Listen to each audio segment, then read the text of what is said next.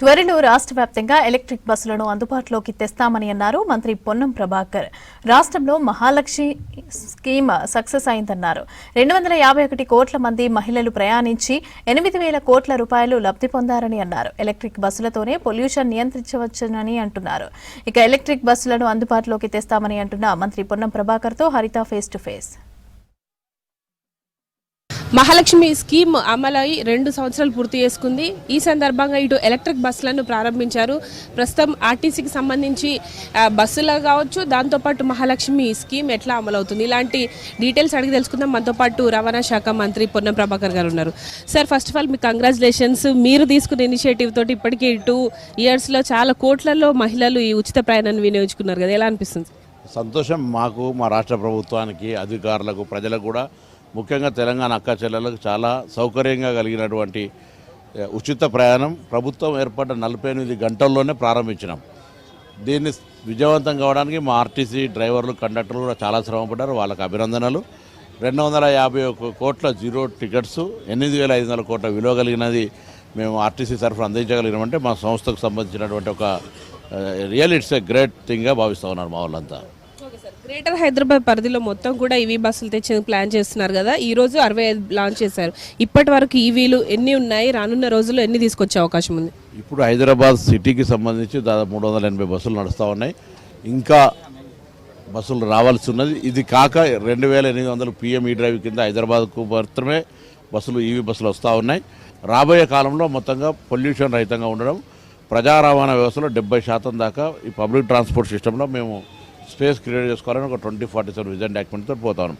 అందుకే ఇప్పుడు కొత్తగా కవర్ కానీ కాలనీస్, ఎందుకంటే హైదరాబాద్ పెరుగుతూ ఉంది, చాలా దగ్గర పబ్లిక్ రవాణా సిస్టమ్ రీచ్ అవుతలేదు. కాబట్టి మరి యాజమాన్యం అంతా కూర్చొని దాన్ని రివ్యూ చేసినప్పుడు 373 కొత్త రూట్లను స్టార్ట్ చేస్తూ ఉన్నాం. పబ్లిక్ దాన్ని ఇమ్మీడియట్గా లాంచ్ చేసుకొని వాడుకోవడానికి దాదాపు 7 లక్షల మంది ప్యాసింజర్స్కు సౌకర్యం పెరుగుతుంది. ఇప్పుడు ఈవీలకు సంబంధించి బస్సు లాంచ్ చేస్తున్నారు. డిపోలో మాత్రమే ఛార్జింగ్ ఫెసిలిటీ ఉంది. మధ్యలో మనకు ఇప్పుడు ఇంటర్ డిస్ట్రిక్ట్ వెళ్తున్నప్పుడు దానికి సంబంధించిన ఈవీ ఫెసిలిటీని ప్లాన్ చేస్తున్నారు. ఎట్లా ఉండబోతుంది? అది కొంత బేసిక్ ప్రాబ్లం ఉంది. ఇప్పుడు మనం సపోజ్ కరీంనగర్ టు హైదరాబాద్ అనుకోండి, bus travel time 2 hours to 3 hours అయితే ఛార్జింగ్కు మళ్ళీ సమయం తీసుకున్నట్టయితే ఇబ్బంది అవుతుంది. కాబట్టి నాన్ స్టాప్నే రావాల్సి వస్తుంది. మధ్యలో ఛార్జింగ్ ఏదంటే ఛార్జింగ్ టైం పోయి ప్యాసింజర్ వెయిట్ చేయడు. సో దాన్ని ఎట్లా ఓవర్కమ్ కావాలనేది భవిష్యత్తుకు సంబంధించిన నిర్ణయం చెప్తుంది. ఇప్పుడు హైదరాబాద్లో మాత్రం యాజ్ పర్ డిపోస్లో కావచ్చు, అన్ని బస్ స్టాండ్స్లో కావచ్చు, ఛార్జింగ్ స్టేషన్స్ని వీలైనంత వరకు ఎస్టాబ్లిష్ చేసే ప్రయత్నం చేసి, ఇది కాకుండా దాదాపు ఒక 93 సెంటర్స్ని ఐడెంటిఫై చేసినాం. వాటిని కూడా వాళ్ళని రెడ్కో వాళ్ళతోటి కొంత ప్లాన్ ఆఫ్ యాక్షన్ తోటి ముందుకు పోయి ఛార్జింగ్ స్టేషన్ పబ్లిక్ కన్వీనియన్స్, అంటే ఇంతకుముందు కూడా CNG బస్సులు వచ్చినాయి, కానీ వాటికి గ్యాస్ అవైలబుల్ సెంటర్స్ లేకపోవడం వల్లనే వాటి పోయినాయి. కానీ ఇప్పుడు సైమల్టేనియస్గా ఇన్ఫ్రాస్ట్రక్చర్ కూడా పెంచుకునే ప్రయత్నం కొనసాగుతుంది. సార్, ఇప్పుడు హైదరాబాద్లో చూస్తే మనకు ట్రాఫిక్ విపరీతంగా ఉంటుంది. ఇప్పుడు ముఖ్యంగా మనకు ప్రధాన బస్ స్టాండ్ అంటే JBS, MJBS ఉంది. ఇప్పుడు ఎక్స్పాండ్ చేస్తున్నా అంటున్నారు. బస్ టెర్మినల్స్ కొత్తవి తీసుకొచ్చేందుకు ఇటు ల్యాండ్ అక్విజిషన్ కావచ్చు, ఆ ప్రక్రియకు సంబంధించి ఎట్లా ఉంది సార్?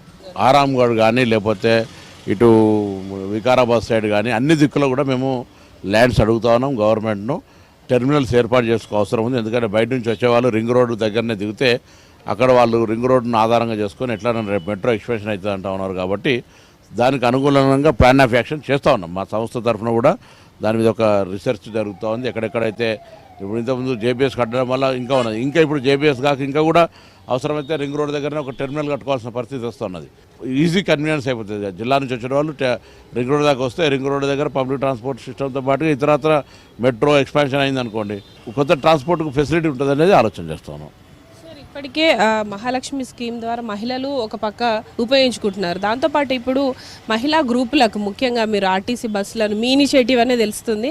దానికి సంబంధించి ఇప్పటి వరకు ఎన్ని బస్సులను మహిళా గ్రూప్ సంస్థలకు ఇచ్చారు సార్? 158 ఆల్రెడీ ఆపరేషన్లు ఉన్నాయి. మొత్తం ఫస్ట్ ఫేజ్లో 600 మండలాలకు 600 మండల సమైక్యలకు బస్సులు ఇచ్చేదానికి ఆల్రెడీ కార్యాచరణ జరుగుతోంది. ఈ 31 డిసెంబర్ లోపల 600 బస్సులు ఆపరేషన్లకు వస్తాయి. మిగతా మళ్ళీ సెకండ్ ఫేజ్కి సంబంధించి గౌరవ ముఖ్యమంత్రి గారు ఆర్టీసీ ప్లస్ సెర్ప్ వాళ్ళతో కలిసి భవిష్యత్ కార్యాచరణ తీసుకుంటాం. మొత్తానికి ఆర్టీసీకి అవసరం ఉన్నప్పుడు గతంలో ప్రైవేట్ హైర్ సిస్టమ్లు ఉండే, అది మేము మహిళా సంఘాలన్నీ సాధికారికత చేయాలని ఒక పాలసీ మ్యాటర్ను తీసుకున్నాం. కాబట్టి మాకు బస్సు ప్రభుత్వ పరంగా ఉన్నా, మన తెలంగాణ అక్క చెల్లెల తరఫున ఉన్నా మనకు దాంట్లో మెయింటెనెన్స్ అండ్ మేనేజ్మెంట్ కూడా మేమే చేస్తూ ఉన్నాం కాబట్టి ఇట్స్ ఓకే.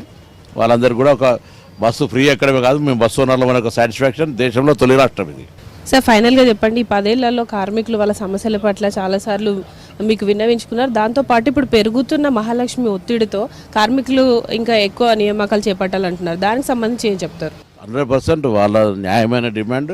రిక్రూట్మెంట్ జరుగుతోంది, ఇంకా రిక్రూట్మెంట్ వేకెన్సీస్ ఐడెంటిఫై చేసి నోటిఫై చేస్తాం. సో ఆర్టీసీ కార్మికుల సంక్షేమము, సంస్థ పరిరక్షణ, ప్రయాణికుల సౌకర్యం అనేది మా ప్రధాన ఎజెండా. రానున్న రోజుల్లో డిమాండ్కి తగ్గట్టుగా మరిన్ని కొత్త బస్సులను తీసుకురావడంతో పాటు గ్రేటర్ పరిధిలో మొత్తంగా కూడా మరో 2 ఏళ్లలో కంప్లీట్గా ఈవీ బస్సులను తీసుకొచ్చేందుకు ప్రణాళికలు సిద్ధం చేస్తున్నట్టు మంత్రి పొన్నం ప్రభాకర్ చెప్తున్నారు. కెమెరా పర్సన్ సైదులతో హరిత, V6 న్యూస్, హైదరాబాద్.